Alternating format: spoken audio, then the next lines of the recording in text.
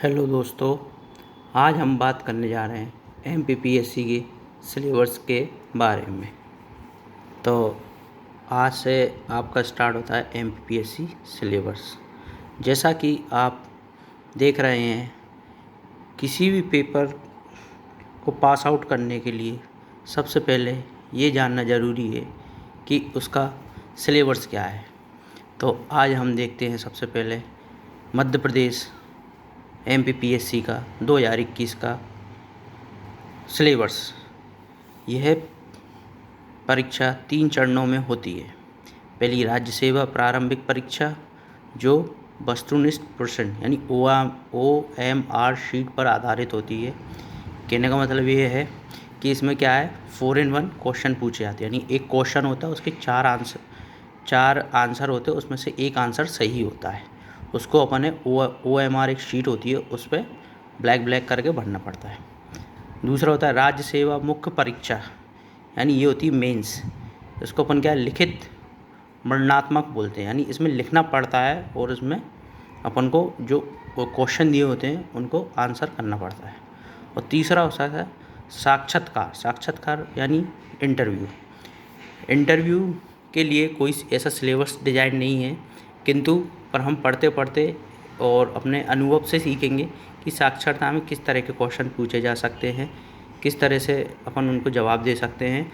और इसमें बाकायदा लिखा हुआ है कि साक्षरता सिर्फ जनरल होगा, ना कि आपकी नॉलेज के ऊपर होगा।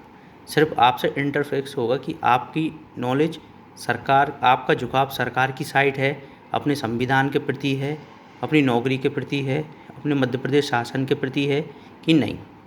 ठीक है, चलिए चालू करते हैं। अब अपन राज्य सेवा का प्रारंभिक परीक्षा पैटर्न, पहले अपन पैटर्न देख लेते हैं। पैटर्न में क्या है, पैटर्न में है प्रारंभिक परीक्षा में वस्तुनिष्ठ प्रकार यानी बहुविकल्पीय प्रश्न के 2 प्रश्न पत्र होंगे। प्रत्येक प्रश्न पत्र की रचना निम्नलिखित योजना के अनुसार की होगी। देखो, इसमें क्या होते हैं, 2 पेपर होते हैं। एक सामान्य अध्ययन का होता है, एक सामान्य अभिरुचि परीक्षण होता है। ठीक है, पहले अपन बात करते हैं सामान्य अध्ययन। ये 2 घंटे का होगा, 200 अंक का होगा। सामान्य अध्ययन में यानी जो जनरली चीज़ें होती हैं, जो सामान्य चीज़ें होती हैं, जो आपने 12वीं तक पढ़ी हैं, सामान्य चीज़ 10th तक पढ़ी है सामान्य चीज़, वो ज़्यादातर पूछते हैं। और सामान्य अभिरुचि यानी इसमें क्या है, रीजनिंग आ जाती है, मैथ्स आ जाती है और 1-2 टॉपिक और आ जाते हैं।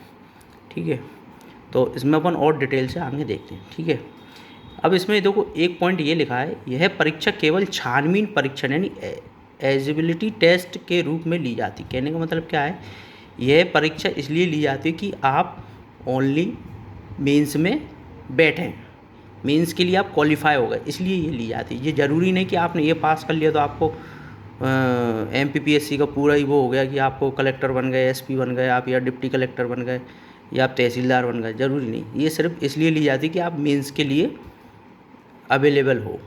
इस परीक्षा में प्राप्त अंकों के आधार पर अभिव्यक्तियों का मुख्य परीक्षा हेतु योग्य अर्ह घोषित किया जाता है, यानी आप मुख्य परीक्षा में बैठने लायक हैं। अंतिम चयन सूची केवल मुख्य परीक्षा तथा साक्षात्कार में प्राप्त अंकों के आधार पर निर्मित की जाती है। कहने का मतलब क्या है, अगर आपकी अंतिम सूची निकल रही है, यानी आपको पोस्ट मिलने वाली है, आपको वो मिलने वाली, तो सिर्फ किसके आधार पर दी जाएगी, मुख्य परीक्षा और साक्षात्कार में जो अंक मिले उसी के आधार पर दी जाएगी। दोनों प्रश्न पत्र वस्तुनिष्ठ प्रकार बहुविकल्पीय प्रश्न के होंगे। प्रत्येक प्रश्न के लिए 4 संभावित उत्तर होंगे, यानी आवासा और दा में समूहीकृत किया जाएगा, जिसमें से केवल एक ही सही उत्तर होगा। उम्मीदवार से अपेक्षा की जाती है वह उत्तर पुस्तिका में उसके द्वारा निर्मित सही माने गए आवासा या दा में से केवल एक ही उत्तर का चिन्हित लगाएं। प्रत्येक प्रश्न पत्र में 2-2 अंक के 100 प्रश्न होंगे। प्रत्येक प्रश्न पत्र की समय अवधि 2 घंटे होगी। प्रारंभिक परीक्षा हेतु सामान्य अध्ययन एवं सामान्य अभिरुचि परीक्षण के विस्तृत पाठ्यक्रम पर ये 2 में निर्देश दिए गए, यानी अब अपन देखते हैं नीचे दिए गए हैं। और ये प्रत्येक प्रश्न पत्र हिंदी व अंग्रेजी में पूछा जाएगा, जैसा कि अपन नीचे आते हैं। ठीक है, ये बाकी सब डिटेल है, इनको स्टूडेंट को पढ़ना बहुत ज़रूरी होता है, पर आजकल के स्टूडेंट पढ़ते नहीं हैं। एक ही बार तो पढ़ना, अपन को कौन बार पढ़ना है। अब अपन आते हैं राज्य सेवा प्रारंभिक परीक्षा पाठ्यक्रम। प्रश्न पत्र सामान्य अध्ययन में अपना सिलेबस है। मध्य प्रदेश का इतिहास पूछा है, संस्कृति पूछी है एवं साहित्य पूछा है। कहने का मतलब ये है मध्य प्रदेश से संबंधित उसका इतिहास पूछा है, इतिहास की महत्वपूर्ण घटनाएं, जो मध्य प्रदेश से संबंधित महत्वपूर्ण घटनाएं एवं प्रमुख राजवंश, जैसे अपने यहाँ जो राजवंश राज करते थे उनकी प्रमुख घटनाएं, स्वतंत्रता आंदोलन में मध्य प्रदेश का योगदान। अब ये देखना जब भारत आज़ाद हुआ था उसमें मध्य प्रदेश के कौन कौन से अपने सेनानी थे, कौन कौन से अपने फ्रीडम फाइटर थे, उनका योगदान देना है, उनका योगदान अपन को पढ़ना है। मध्य प्रदेश की प्रमुख कलाएं एवं स्थापत्य कला देखनी है। ठीक है, मध्य प्रदेश की प्रमुख कलाएं एवं स्थापत्य कला देखनी है। मध्य प्रदेश की प्रमुख जनजातियाँ एवं बोलियाँ देखनी है। ये सिर्फ मध्य प्रदेश पर फोकस कर रहा है। ठीक है, ये टॉपिक पे सिर्फ अपन मध्य प्रदेश पर फोकस करना है। प्रदेश के प्रमुख त्यौहार, लोक संगीत, लोक कला एवं लोक साहित्य पढ़ना है। मध्य प्रदेश के प्रमुख साहित्यकार एवं उनकी कृतियाँ पढ़नी हैं। मध्य प्रदेश के प्रमुख धार्मिक एवं पर्यटन स्थल पढ़ना है। मध्य प्रदेश के प्रमुख जनजातीय व्यक्तित्व पढ़ना है। जो मध्य प्रदेश के प्रमुख जनजातीय यानी ट्राइबल इलाके के जो व्यक्ति थे उनका अपन को क्या पढ़ना है, व्यक्तित्व पढ़ना है। अब ये तो अपन ने मध्य प्रदेश के संबंध में हो गया। अपन भारत के इतिहास का संबंध देखते हैं। भारत का इतिहास भी पूछा है इसमें सबसे एक बेनिफिट ये है, इसमें क्या वर्ल्ड का इतिहास हटा दिया है, पर ये गलत है। थोड़ा बहुत तो रखना चाहिए था, ज़्यादा नहीं। चलो ठीक है, कोई बात नहीं, शायद इनको वर्ल्ड का इतिहास इतना अच्छा नहीं लगता। अब अपन भारत में देखें, प्राचीन एवं मध्यकालीन भारत के इतिहास की प्रमुख विशेषताएं, घटनाएं एवं उनकी प्रशासनिक, सामाजिक एवं आर्थिक व्यवस्था देखना है। यानी हमें प्राचीन काल एवं मध्यकालीन भारत के इतिहास की प्रमुख विशेषताएं, घटनाएं एवं उनकी प्रशासनिक व्यवस्थाएं देखनी है, सामाजिक व्यवस्थाएं देखनी है एवं उनकी आर्थिक व्यवस्थाएं देखनी है कि वो व्यापार कैसे करते थे, उसके समाज में किस तरह के लोग बाग रहते थे, प्रशासन में उनका क्या क्या वो था। 19वीं और 20वीं शताब्दी में सामाजिक एवं धार्मिक सुधार आंदोलन अपन ने ज़्यादातर पढ़ना है। वो अपन को पढ़ना है सिर्फ भारत के, ना कि अपन को विश्व के पढ़ने हैं। ठीक है, भारत अकेले के पढ़ने हैं। स्वतंत्रता संघर्ष एवं भारतीय राष्ट्रीय आंदोलन, स्वतंत्रता संघर्ष के बारे में पढ़ना। ये स्वतंत्रता संघर्ष अपना 1857 से चालू तो हो जाता है, पर उसकी नींव 1857 से चालू होती है तो जो 1947 पे जाके जाती है। तो हमें स्वतंत्रता संघर्ष 1857 से पढ़ना है और भारत के राष्ट्रीय आंदोलन पढ़ना है, जो जैसे गांधी जी थे उन्होंने करे, बहुत से अपने भील भाइयों ने करे, अपने और लोगों ने भी करे, तो उनके अपने क्या राष्ट्रीय आंदोलन पढ़ना है। स्वतंत्रता के पश्चात भारत का एकीकरण एवं पुनर्गठन पढ़ना है। अब स्वतंत्र हो गया भारत, उसके बाद क्या भारत का एकीकरण किस प्रकार हुआ एवं पुनर्गठन कैसे हुआ, किस आधार पे हुआ, और अभी तक कौन कौन सी उनकी समस्याएं चल रही हैं सुप्रीम कोर्ट में या सरकार के सामने, वो तक पढ़ना है। कभी कभी क्वेश्चन आ जाता है करंट का पूछ के। अब अपने मध्य प्रदेश का भूगोल पढ़ना है। मध्य प्रदेश के भूगोल में मध्य प्रदेश के वन पढ़ने हैं। ठीक है, वन्य जीव पढ़ने हैं, नदियाँ पढ़नी हैं, पर्वत पढ़ने हैं एवं पर्वत श्रृंखलाएँ पढ़नी हैं, ये मेन पढ़ना है। अब मध्य प्रदेश की जलवायु कैसी है ये पढ़नी है। मध्य प्रदेश की प्रकृति एवं खनिज संसाधन पढ़ने हैं। खनिज संसाधन आपको लगभग कहीं नहीं मिलेंगे, पर मध्य प्रदेश की खनिज विभाग में जाके या खनिज मंत्रालय उसमें जाके आप रिपोर्ट पढ़ सकते हैं कि भारत की मध्य प्रदेश में कितने क्या खनिज है, इसमें से आसानी से मिल जाएगा। मध्य प्रदेश के परिवहन पढ़ सकते हैं, परिवहन पढ़ सकते हैं, ये आपको मैप की सहायता से ही पढ़ सकते हैं। मध्य प्रदेश की प्रमुख सिंचाई एवं विद्युत परियोजनाएं पढ़ सकते हैं। मध्य प्रदेश में कृषि एवं पशुपालन एवं कृषि आधारित उद्योग पढ़ सकते हैं। ठीक है, ये ज़्यादातर आपको मध्य प्रदेश की साइट से भी मिल जाएंगी, और ऐसी कोई किताब तो खैर आती नहीं, पर आती तो है, उसमें थोड़ा थोड़ा दे रखते हैं, पर अपन को डीपली पढ़ना है। ठीक है, हम मध्य प्रदेश के कृषि के बारे में पढ़ना है कि कौन कौन सी फसलें किस किस जगह पे होती हैं। मध्य प्रदेश किस में वो है, पशुपालन पढ़ना है अपन को। पशुपालन में सिर्फ गाय भैंस नहीं आती, बहुत सी चीज़ें आती हैं, जैसे अपनी मुर्गी आ जाती है, मुर्गी पालन आ जाता है, मत्स्य पालन आ जाता है, बकरी पालन आ जाता है, और अपने गाय पालन, भैंस पालन और भी बहुत सी पालन आया। इस प्रकार के अपन पशुपालन पढ़ना है। ठीक है, अब कृषि आधारित उद्योग पढ़ना है। कृषि आधारित उद्योग का मतलब क्या है, जो कृषि से अपने कच्चा माल मिलता है, अपन उसको प्रोसेस करके फाइन निकालते हैं। ठीक है, अपन को पढ़ना है। भारत एवं विश्व का भूगोल पढ़ना। देखो, भारत का भूगोल और विश्व के भूगोल में बहुत अंतर है, किंतु देखिए अब इसमें सिलेबस में जैसे बताया गया, भौतिक भूगोल में उनने क्या क्या पूछा है। भौतिक भूगोल में पूछा उनने भौतिक विशेषता एवं प्राकृतिक प्रदेश।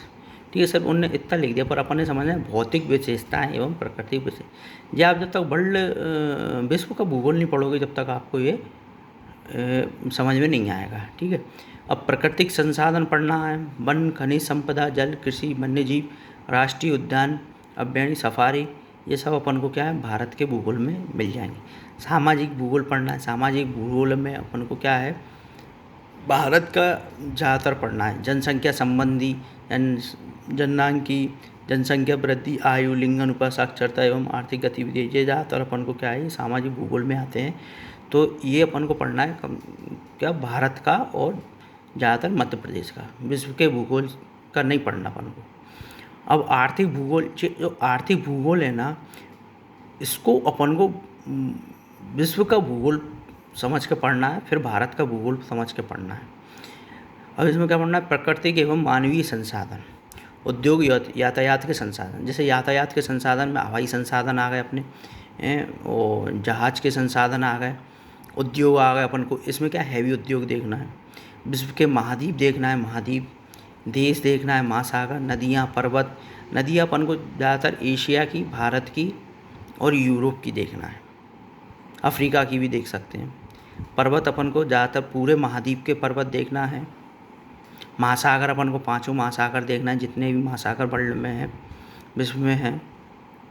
विश्व के प्राकृतिक संसाधन, अब विश्व के अपन को क्या है नेचुरल रिसोर्सेज देखना है, कि जैसे कच्चा तेल हुआ, ठीक है, गैस हुआ है, ये चीज़ें अपन को पढ़ना है कि किसके पास कितना परसेंटेज है, कौन किसको सप्लाई करता है।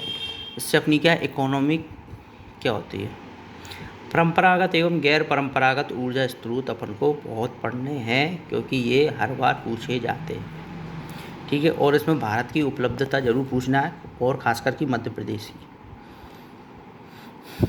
राज्य की संवैधानिक व्यवस्था, अब ये क्या है, एक ऐसा टॉपिक है जो अपन को सिर्फ मध्य प्रदेश के बारे में पढ़ना है। मध्य प्रदेश की संवैधानिक व्यवस्था देखनी है। वैसे राज्य की संवैधानिक व्यवस्था बहुत बड़ी होती है, लेकिन अपन को भी मध्य प्रदेश के बारे में देखनी है। राज्यपाल का अपन ने देखना है कि चयन कैसे होता है, उसको अपन कैसे वो कर सकते हैं, अपन उसको पद से नियुक्त कर सकते हैं, पद से हटा सकते हैं।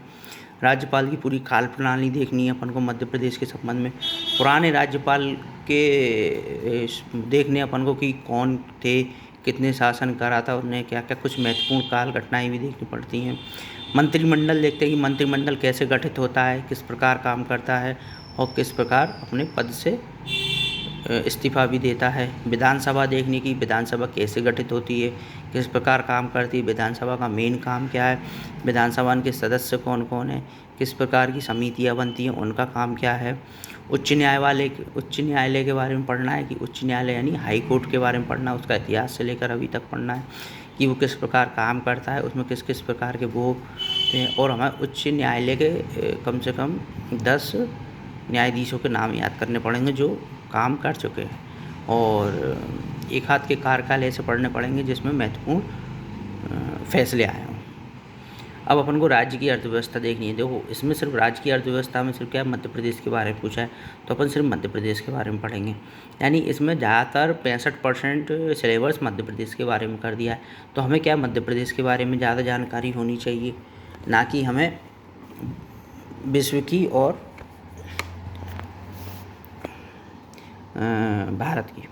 भारत की भी होना चाहिए। मध्य प्रदेश की जननांकी एवं जनगणना पढ़ना चाहिए। ये अपन को 3 जनगणना कम से कम पढ़ना चाहिए, 2011 की, 2001 की और 1951 की। ये 3 तो कम से कम हमें पढ़ना चाहिए, और 3 में कम से कम कंपेयर करके चलना चाहिए कि इसमें लिंग अनुपात इतना हुआ, 2001 में घटा कि बढ़ा, 2011 में क्या स्थिति है, तो ये हमको पढ़ना पड़ेगी। अभी चौथी भी नहीं आ जा रही, शायद उसमें से ही पूछ लें, तो अपन को कम से कम 3 या 4 जनगणना पढ़ना पड़ेगी। और जनगणना का पूरा सेक्शन होता है, पूरा अलग ही जनगणना होती है सब, उसमें बहुत सी चीज़ें पूछी जाती हैं, उसमें बहुत से वो होते हैं। मध्य प्रदेश का आर्थिक विकास पढ़ना है। अब मध्य प्रदेश का आर्थिक विकास इन्होंने जैसे टॉपिक दे दिया, पर समझ में क्या आ रहा है, तो ये देखने कि मध्य प्रदेश में रिसोर्स कौन कौन से हैं, मध्य प्रदेश का आर्थिक विकास कैसे हो सकता है, ठीक है। ज़्यादातर मध्य प्रदेश का आर्थिक विकास पढ़ना है, ठीक है। मध्य प्रदेश के प्रमुख उद्योग पढ़ने हैं। अब मध्य प्रदेश के जो प्रमुख उद्योग हैं वो पढ़ने हैं। प्रमुख उद्योग जो हैवी होते हैं, जो शासन को ज़्यादा टैक्स देते हैं, उसमें वो भी आ जाते हैं। और प्रमुख उद्योग पढ़ना ही कौन कौन से। मध्य प्रदेश की जाति, अनुसूचित जाति एवं जनजाति तथा राज्य की प्रमुख कल्याणकारी योजना पढ़नी। अब मध्य प्रदेश की कुछ जातियाँ, ठीक है, अनुसूचित जातियाँ, जनजाति एवं राज्य की प्रमुख कल्याणकारी योजनाएं जो चल रही हैं, कम से कम 10 साल की योजनाएं अपन को पढ़ने पड़ेंगी कि उससे मध्य प्रदेश की जनता को क्या लाभ हुआ है, ये अपन को पढ़ना पड़ेगी, ठीक है।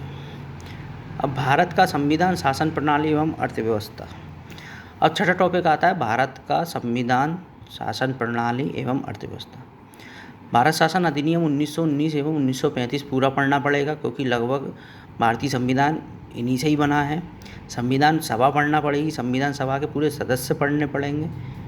संघीय कार्यपालिका, राष्ट्रपति एवं संसद पढ़ना पड़ेगी पूरी। संघीय कार्यपालिका किस प्रकार, क्या ढांचा है उसका, ऊपर से नीचे तक सब पढ़ना पड़ेगा। राष्ट्रपति का सब पढ़ना पड़ेगा, चुनाव कैसे होता है, राष्ट्रपति कैसे निर्वाचित होते हैं, राष्ट्रपति कैसे अपने पद से हटा सकते हैं। संसद पढ़ना पड़ेगी, संसद कैसे गठित होती है, कैसे कार्य करती है, और संसद का 5 साल का कार्यकाल और पिछले 15-20 सालों के संसद के काल प्रणाली अपन देख लेंगे। नागरिकों के मौलिक अधिकार, कर्तव्य एवं राज्य के नीति निर्देशक सिद्धांत, ये आपको संविधान के पहले से लेके 50 तक के आर्टिकल में मिल जाएंगे।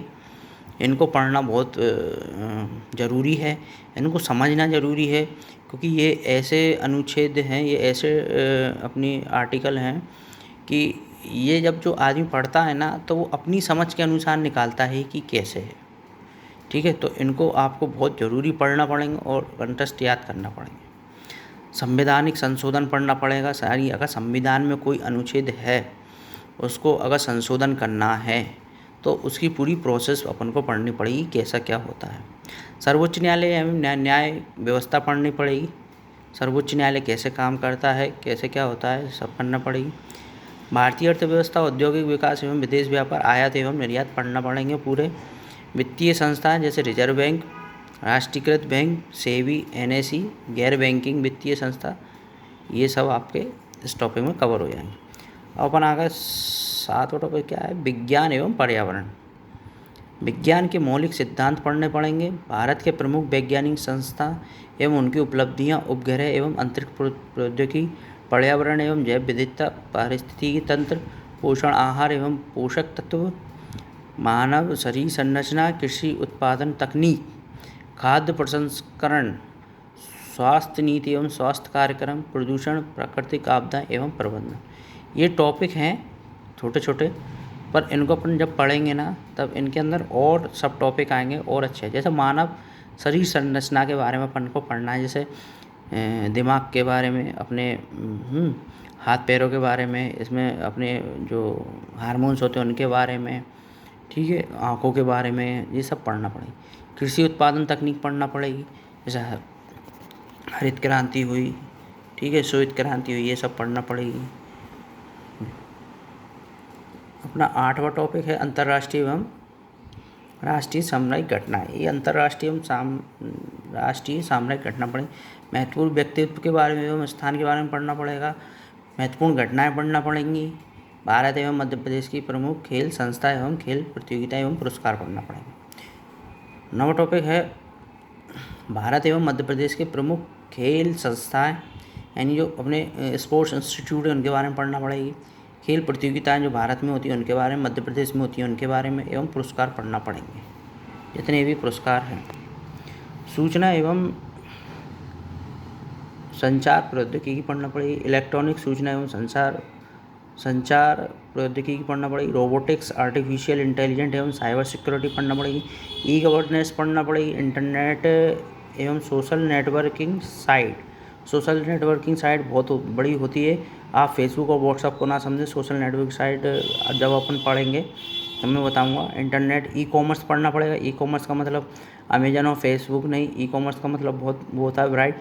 जब अपन इसको आगे पढ़ेंगे जब बताऊंगा मैं।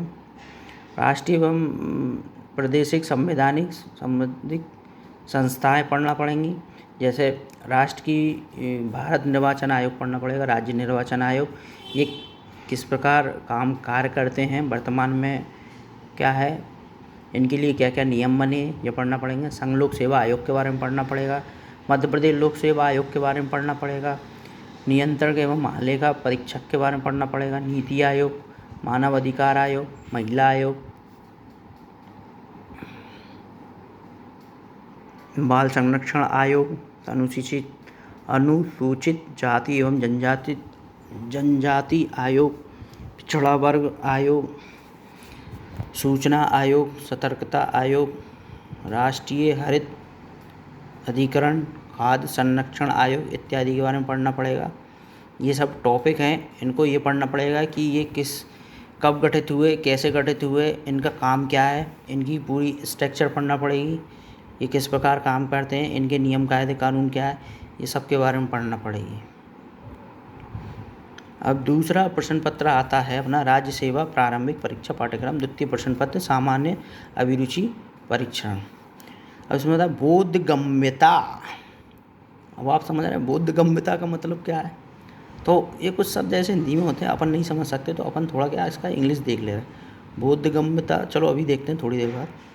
अब संचार कौशल सहित अंतर व्यक्ति कौशल, ठीक है, तार्किक कौशल एवं विश्लेषण क्षमता, निर्णय लेने की क्षमता एवं समस्या समाधान, सामान्य मानसिक योग्यता, आधारभूत संख्या एवं उसके संबंध विस्तार क्रम आदि, 10वीं कक्षा का स्तर, आंकड़ों का निर्वाचन, चार्ट ग्राफ तालिका, आंकड़ों की पर्याप्तता आदि 10वीं कक्षा का स्तर। हिंदी भाषा के बोधगम्यता कौशल 10वीं की परीक्षा।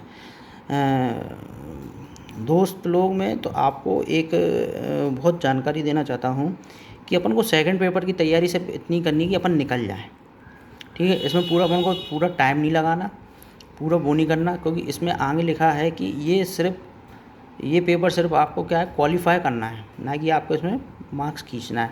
तो अपन इसके लिए इतनी मेहनत करेंगे। ये जैसे कि ये इंग्लिश में आ गया, जैसे कंपैरिजन इसका मीन्स होता है, यानी बोधगम्यता यानी कंपैरिजन करना है, ठीक है। और बाकी सब अपन देख लेंगे जब पढ़ेंगे, इसमें ज़्यादा टाइम करो। ये अपना पेपर का प्रारूप है कि सेकंड जब अपना मेंस पेपर होगा अपन इस पे मेन फोकस करेंगे, ना कि प्री पे सिर्फ इतना फोकस करेंगे कि अपन सिर्फ मेंस के लिए क्वालिफाई हो जाए, ठीक है दोस्तों। आज अपन ने मेंस का देखा है। आप चाहें तो हिंदी में मैंने बता दिया है, आप चाहें तो जो इंग्लिश वाले वो इंग्लिश में भी पढ़ सकते हैं। आपके पास सबसे पहले सिलेबस होना चाहिए, क्योंकि सिलेबस होगा तभी अपन उसके अंदर ही अंदर अपन तैयारी कर पाएंगे। सिलेबस इसलिए होना चाहिए क्योंकि अपन क्या है वो ही चीज़ पढ़ें जो अपने काम की है, ना कि फालतू की चीज़ें बिल्कुल ना पढ़ें इसमें, क्योंकि अपन को सिर्फ पेपर क्वालिफाई करना है, ना कि अपन को विद्वान बनना है, ठीक है। अपना मेन मोटिव ये होता है कि अपन को पेपर क्वालिफाई करके अपन को अपना नौकरी लेनी होती है, नौकरी करनी पड़ती है। और नौकरी का एक सीधा सा फंडा होता है, 2 चीज़ें ज़रूरी होती हैं इंसान में तभी आप नौकरी कर सकते हो, एक ईमानदारी और एक टाइम की पंक्चुअलिटी। टाइम टेबल पे आप काम करिए, ईमानदारी से करिए, तनख्वाह पाइए और मज़े करिए। चलो ये नेक्स्ट वीडियो में अपन राज्य सेवा मुख्य परीक्षा की वो देखेंगे, ठीक है। पहले अपन अपना सिलेबस समझ लें कैसा क्या है, कैसा क्या पेपर होता है, फिर अपन धीरे धीरे तैयारी करेंगे। Thank you, bye.